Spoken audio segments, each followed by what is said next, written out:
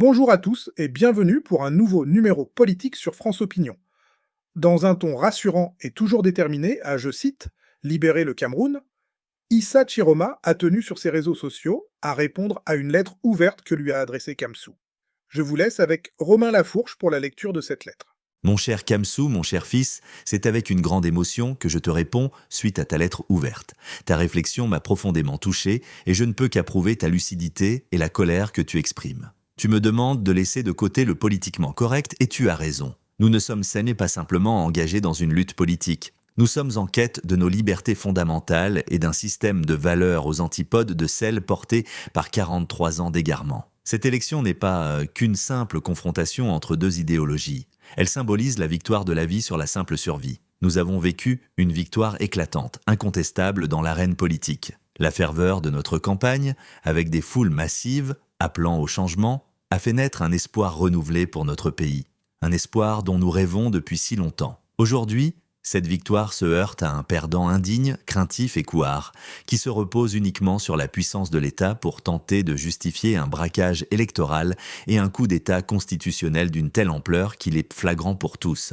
Le régime sortant, animé par une folie destructrice, a lâchement ôté la vie à de nombreux compatriotes. Ces tireurs d'élite ont froidement tiré vers ma maison, tuant 2 personnes qui venaient me défendre. Ces milices ont enlevé des centaines de nos partisans, de nos militants, des membres de vos familles et de la mienne. Ils ont arrêté ceux qui osaient dénoncer leur imposture. Ils ont emprisonné mes compagnons de route qui refusaient de reconnaître leur imposture contre un poste ministériel. Il a souillé de ses ordres illégitimes des milliers de fidèles Camerounais qui défendent notre patrie quotidiennement. Oui, mon fils, je partage ton indignation face à ces imposteurs qui méritent de comparaître devant la Cour pénale internationale. La mascarade post-électorale qui a suivi ne doit pas nous plonger dans le désespoir. Bien que certains puissent se souvenir des élections de 2018, sache que nous ne sommes plus en 2018. Nous sommes désormais prêts.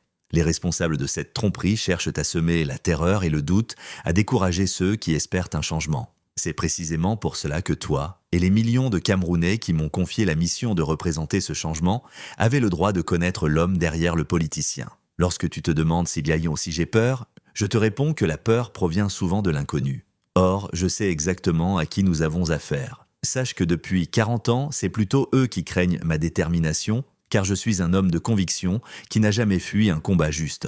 Voilà belle lurette que ce pays n'est plus gouverné. Notre pays est depuis trop longtemps entre les mains d'un clan arrogant, déconnecté de la réalité de notre peuple. Ils ne l'écoutent plus, ne l'entendent même plus depuis trop longtemps. Le mépris et l'indifférence sont devenus les piliers de leur gouvernance. Ce régime, composé de jouisseurs essoufflés, dépassés, embourgeoisés et paresseux, vacille sous l'ivresse du champagne et d'une victoire volée alors que nos compatriotes tombent dessous les balles de leurs milices. Regardons l'histoire, l'Iran, la Syrie, le Burkina Faso, le Zimbabwe. Tous ces pays ont connu des leaders qui se pensaient immortels, élus des dieux, et tous, sans exception, ont été renversés par leur peuple. N'oublie jamais que dans le cas du Cameroun, ils sont 3, nous sommes 30 millions. Concernant notre orientation, sache que nous travaillons d'arrache-pied, parfois discrètement comme avec l'armée ou la communauté internationale, parfois plus ouvertement dans nos marches ou les villes mortes. Ne doute pas une seule seconde de notre ténacité et sache que tous les leviers sont actionnés. Une fois synchronisé et porté par les foules immenses qui nous sont fidèles, ce régime tombera comme tant d'autres avant lui. À travers le pays, nous avons marché. Demain, je vous exhorte à poursuivre la revendication de notre victoire en respectant scrupuleusement les villes mortes. En tant que président élu et chef des armées,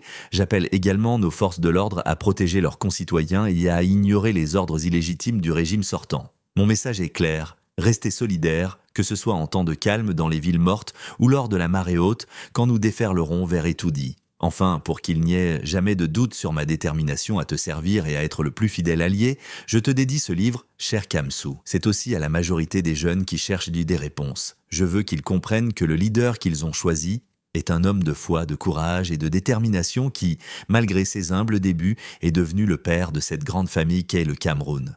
Restons unis et engagés vers la victoire. Vive le Cameroun libre. Avec toute mon affection, Issa Chiroma Bakary, président élu.